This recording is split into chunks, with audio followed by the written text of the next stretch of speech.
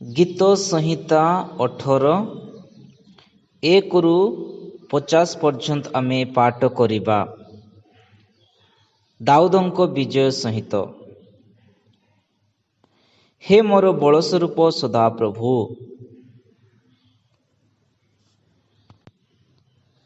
ମୁଁ ତୁମକୁ ପ୍ରେମ କରୁଥାଏ। ସଦାପ୍ରଭୁ ମୋର ଶଲ୍ୟ ଓ ମୋର ଗଡ଼ ଓ ମୋର ଉଦ୍ଧାରକର୍ତ୍ତା, ମୋର ପରମେଶ୍ୱର, ମୋର ଦୃଢ଼ ଶଲ୍ୟ, ମୁଁ ତାଙ୍କଠାରେ ଶରଣ ନେବି। ମୋର ଡାଳ ଓ ମୋର ପରିତ୍ରାଣର ଶୃଙ୍ଗ, ମୋର ଉଚ୍ଚ ଦୁର୍ଗ। ମୁଁ ପ୍ରଶଂସନୀୟ ସଦାପ୍ରଭୁଙ୍କୁ ଡାକିବି। ତହିଁରେ ମୁଁ ଆପଣା ଶତ୍ରୁଗଣଠାରୁ ନିସ୍ତାର ପାଇବି। ମୃତ୍ୟୁର ରୁଜୁ ମୋତେ ବେଷ୍ଟନ କଲା, ପାପାଦ ମତାରୂପ ପ୍ଲାବନ ମୋତେ ଭୟଗ୍ରସ୍ତ କଲା। ପାତାଳର ରୁଜୁ ସବୁ ମୋ ଚାରିଆଡ଼େ ଥିଲା, ମୃତ୍ୟୁର ପାଶ ମୋ ଉପରେ ପଡ଼ିଲା। ମୁଁ ଆପଣା ଦୁର୍ଘଟଣା ସମୟରେ ସଦାପ୍ରଭୁଙ୍କୁ ଡାକିଲି ଓ ମୋ ପରମେଶ୍ୱରଙ୍କ ନିକଟରେ ଆର୍ତ୍ତନାଦ କଲି। ସେ ଆପଣା ମନ୍ଦିରରୁ ମୋର ରୋଧ ଶୁଣିଲେ। ପୁଣି ତାହାଙ୍କ ସମ୍ମୁଖରେ କୃତ ମୋର ଆର୍ତ୍ତନାଦ ତାହାଙ୍କ କର୍ଣ୍ଣରେ ପ୍ରବେଶ କଲା। ସେତେବେଳେ ପୃଥିବୀ ଟଳଟଳ ଓ କମ୍ପିତ ହେଲା, ପର୍ବତ ଗଣର ଭିତ୍ତିମୂଳ ମଧ୍ୟ ବିଚଳିତ ହେଲା ଓ ତାହାଙ୍କ କୋପ ସକାଶୁ ଟଳଟଳ ହେଲା। ତାହାଙ୍କ ନାସାରନ୍ଧ୍ରରୁ ଧୂମ ନିର୍ଗତ ହେଲା ଓ ତାହାଙ୍କ ମୁଖ ନିର୍ଗତ ଅଗ୍ନି ଗ୍ରାସ କଲା। ତାଦ୍ୱାରା ଅଙ୍ଗାର ପ୍ରଜ୍ୱଳିତ ହେଲା। ସେ ଆକାଶମଣ୍ଡଳକୁ ହିଁ ନୁଆଁହି ତଳକୁ ଆସିଲେ, ଆଉ ତାହାଙ୍କ ପାଦତଳେ ମୋର ଅନ୍ଧକାର ଥିଲା। ପୁଣି ସେ କିରବ ଉପରେ ଆରୋହଣ କରି ଉଡ଼ିଲେ। ହଁ, ସେ ବାୟୁର ପକ୍ଷ ଉପରେ ବେଗରେ ଉଡ଼ିଲେ। ସେ ଅନ୍ଧକାରକୁ ଆପଣାର ନିବୃତ୍ତ ସ୍ଥାନ ଓ ଜଳମୟ ଅନ୍ଧକାରକୁ ଗଗନମଣ୍ଡଳରେ ନିବିଡ଼ ମେଘମାଳାରୁ ଆପଣା ଚତୁର୍ଦ୍ଦିଗରେ ଆଭାସ ସ୍ୱରୂପ କଲେ।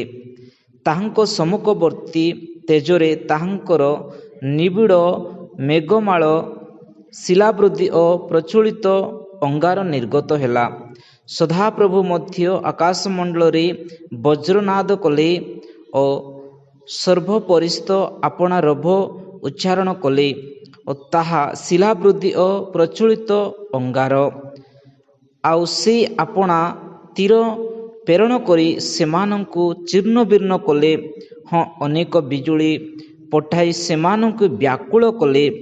ସେତେବେଳେ ହେ ସଦାପ୍ରଭୁ, ତୁମ୍ଭ ତର୍ଜନରେ ଓ ନାସିକାର ପ୍ରଶ୍ୱାସ ବାୟୁରେ ଜଳରାଶିର ପ୍ରଣାଳୀ ପ୍ରକାଶିତ ହେଲା ଓ ଭୂମଣ୍ଡଳରେ ମୂଳ ସକଳ ଅନାବୃତ ହେଲା।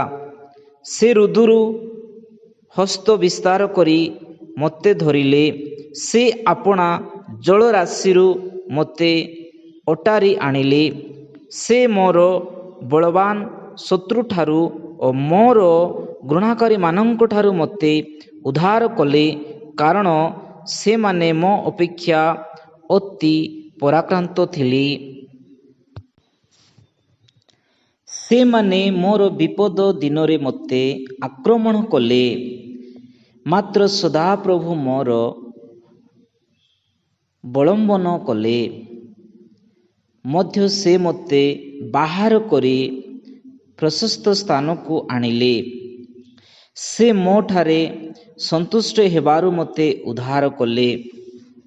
ସଦାପ୍ରଭୁ ମୋର ଧର୍ମାନୁସାରେ ମୋତେ ପୁରସ୍କାର ଦେଲେ। ମୋ ହସ୍ତର ଶଲ୍ୟ ଅନୁସାରେ ସେ ମୋତେ ଫଳ ଦେଲେ, କାରଣ ମୁଁ ସଦାପ୍ରଭୁଙ୍କ ପଥ ଧରିଅଛି ଓ ଦୁଷ୍ଟ ଭାବରେ ମୁଁ ପରମେଶ୍ୱରଙ୍କ ନିକଟରୁ ପ୍ରସ୍ଥାନ କରିନାହିଁ। ଆଉ ତାହାଙ୍କ ଶାସନ ସବୁ ମୋ ସମ୍ମୁଖରେ ଥିଲା। ପୁଣି ମୁଁ ତାହାଙ୍କ ବିଧି ସବୁ ଆପଣଠାରୁ ଦୂର କଲି ନାହିଁ। ମୋର ମଧ୍ୟ ମୁଁ ତାହାଙ୍କ ଉଦ୍ଦେଶ୍ୟରେ ସିଦ୍ଧ ଥିଲି ଓ ମୁଁ ନିଜ ଅପରାଧ ସବୁ ଆପଣଙ୍କୁ ରକ୍ଷା କଲି। ଏ ହେତୁ ସଦାପ୍ରଭୁ ମୋର ଧର୍ମ ଅନୁସାରେ ଓ ତାହାଙ୍କ ଦୃଷ୍ଟିରେ ମୋ ହସ୍ତର ସ୍ୱେଚ୍ଛା ଅନୁସାରେ ମୋତେ ଫଳ ଦେଇ ଅଛନ୍ତି। ଦୟାଳୁ ପ୍ରତି ତୁମେ ଆପଣାକୁ ଦୟାଳୁ ଦେଖାଇବ, ସିଦ୍ଧ ଲୋକ ପ୍ରତି ତୁମେ ଆପଣଙ୍କୁ ସିଦ୍ଧ ଦେଖାଇବ, ନିର୍ମଳ ଲୋକ ପ୍ରତି ତୁମେ ଆପଣଙ୍କୁ ନିର୍ମଳ ଦେଖାଇବ, ଆଉ କୁଟିଳ ଲୋକ ପ୍ରତି ତୁମେ ଆପଣଙ୍କୁ ଚତୁର ଦେଖାଇବ। କାରଣ ତୁମେ ଦୁଃଖୀ ଲୋକମାନଙ୍କୁ ତ୍ରାଣ କରିବ, ମାତ୍ର ଧାର୍ମିକ ଚକ୍ଷୁଙ୍କୁ ତୁମେ ନତ କରିବ। ଯେଣୁ ତୁମେ ମୋ ପ୍ରଦୀପ ଜଳାଇବ, ସଦାପ୍ରଭୁ ମୋ ପରମେଶ୍ୱର ମୋ ଅନ୍ଧକାରଙ୍କୁ ଆଲୋକମୟ କରିବେ। କାରଣ ତୁମ୍ଭ ଦ୍ୱାରା ମୁଁ ସୈନ୍ୟ ଦଳ ଉପରେ ଦୌଡ଼େ ଓ ମୋ ପରମେଶ୍ୱରଙ୍କ ଦ୍ୱାରା ମୁଁ ପ୍ରାଚୀର ଡିଏ। ପରମେଶ୍ୱରଙ୍କର ପଥ ସିଦ୍ଧ, ସଦାପ୍ରଭୁଙ୍କ ବାକ୍ୟ ସୁରକ୍ଷିତ। ସେ ଆପଣା ଶରଣାଗତ ସମସ୍ତଙ୍କ ଡାଳ। କାରଣ ସଦାପ୍ରଭୁଙ୍କ ଛଡ଼ା ପରମେଶ୍ୱର କିଏ ଓ ଆମମାନଙ୍କ ପରମେଶ୍ୱରଙ୍କ ଛଡ଼ା ଶଲ୍ୟ କିଏ? ସେହି ପରମେଶ୍ୱରଙ୍କର ବଳ ଦେଇ ମୋର କୋଟି ବାନ୍ଧନ୍ତି ଓ ମୋର ପଥ ସିଦ୍ଧ କରନ୍ତି। ସେ ମୋର ଚରଣକୁ ହରିଣୀର ଚରଣ ପରି କରନ୍ତି ଓ ମୋତେ ମୋ ଉଚ୍ଚସ୍ଥଳରେ ସ୍ଥାପନ କରନ୍ତି। ସେ ମୋ ହସ୍ତକୁ ଯୁଦ୍ଧ କରିବା ପାଇଁ ଶିଖାନ୍ତି। ତେଣୁ ମୋ ବାୟୁ ପିତ୍ତଳ ଧନୁ ନୁଆଁଏ। ତୁମେ ମଧ୍ୟ ଆପଣା ପରିତ୍ରାଣର ଡାଳ ମୋତେ ଦେଖାଇଅଛ, ଆଉ ତୁମର ଦକ୍ଷିଣ ହସ୍ତ ମୋତେ ଧରି ରଖିଅଛି। ହଁ, ତୁମର ନମ୍ରତା ମୋତେ ବୃଦ୍ଧିପ୍ରାପ୍ତ କରିଅଛି। ତୁମେ ମୋ ପାଦ ପକାଇବାର ସ୍ଥାନ ପ୍ରଶସ୍ତ କରିଅଛ ଓ ମୋ ପାଦ ଖସି ଯାଇନାହିଁ। ମୁଁ ଆପଣା ଶତ୍ରୁମାନଙ୍କ ପଛେ ଗୋଡ଼ାଇ ସେମାନଙ୍କୁ ଧରିବି, କିମ୍ବା ସେମାନେ ସଂହୃତ ନହେବା ଯାଏଁ ମୁଁ ଫେରି ଆସିବି ନାହିଁ। ମୁଁ ସେମାନଙ୍କୁ ଏହିପରି ଆଘାତ କରିବି ଯେ ସେମାନେ ଆଉ ଉଠିପାରିବେ ନାହିଁ। ସେମାନେ ମୋ ପଦତଳେ ପତିତ ହେବେ। କାରଣ ତୁମେ ବଳ ଦେଇ ଯଥାର୍ଥେ ମୋ କଟି ବାନ୍ଧିଅଛ। ମୋ ବିରୁଦ୍ଧରେ ଯେଉଁମାନେ ଉଠିବେ ସେମାନଙ୍କୁ ତୁମେ ମୋର ବଶୀଭୂତ କରିଅଛ। ମଧ୍ୟ ତୁମେ ମୋ ଶତ୍ରୁମାନଙ୍କୁ ମୋ ନିକଟରୁ ଫେରାଇ ଦେଇଅଛ। ତହିଁରେ ମୁଁ ଆପଣା ଘୃଣାକାରୀମାନଙ୍କୁ ଉଚ୍ଛନ୍ନ କରିଅଛି। ସେମାନେ ଡାକ ପକାଇବେ, ମାତ୍ର ତ୍ରାଣ କରିବାକୁ କେହି ନଥିଲା। ସଦାପ୍ରଭୁଙ୍କୁ ହିଁ ଡାକିଲେ, ମାତ୍ର ସେ ସେମାନଙ୍କୁ ଉତ୍ତର ଦେଲେ ନାହିଁ। ସେତେବେଳେ ମୁଁ ବାୟୁ ସମ୍ମୁଖସ୍ଥ ଧୂଳି ପରି ସେମାନଙ୍କୁ ଚୂର୍ଣ୍ଣ କଲି। ମୁଁ ସେମାନଙ୍କୁ ବାଟର କାଦୁଅ ପରି ପକାଇଦେଲି। ତୁମେ ଲୋକମାନଙ୍କ ବିବାଦରୁ ମୋତେ ଉଦ୍ଧାର କରିଅଛ। ତୁମେ ମୋ ଗୋଷ୍ଠୀ ସମୂହର ସମସ୍ତ ସ୍ୱରୂପ କରିଅଛ। ମୋର ଅପରିଚିତ ଗୋଷ୍ଠୀ ମୋର ସେବା କରିବେ। ସେମାନେ ମୋର ବିଷୟ ଶୁଣିବା ମାତ୍ରେ ମୋର ଆଜ୍ଞାବହ ହେବେ। ବିଦେଶୀୟମାନେ ଆପଣମାନଙ୍କୁ ମୋର ବଶୀଭୂତ କରିବେ। ବିଦେଶୀମାନେ ମ୍ଳାନ ହୋଇଯିବେ ଓ ଆପଣମାନଙ୍କ ଗୁପ୍ତ ସ୍ଥାନରୁ ଥରହର ହୋଇ ବାହାରି ଆସିବେ।